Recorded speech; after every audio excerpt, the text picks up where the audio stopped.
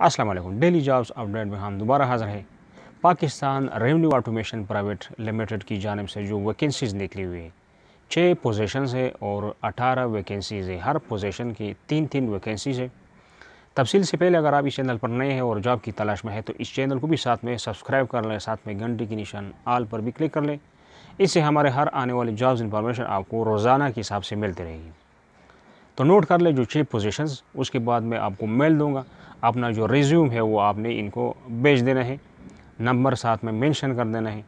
तो 6 किस्म के जो पोजीशंस है वो software engineer Java, senior software engineer Java, software engineer net, senior software engineer net, सेवल डेवलपर, उसमें सेवल और ओरेकल हो, और फिर सीनियर सेवल डेवलपर तो वो भी सेवल और ओरेकल हो। अब नोट कर लें इनका मेल, और अपना जो सीवी है वो आप इनको भेज सकते हैं रिक्रूटमेंट @PRAL.com.pk। दोबारा नोट कर लें RECRUITMENT @PRAL.com.pk। तो ये थी आज की अपडेट। नेक्स्ट अपडेट के लिए खुदा हाफिज़।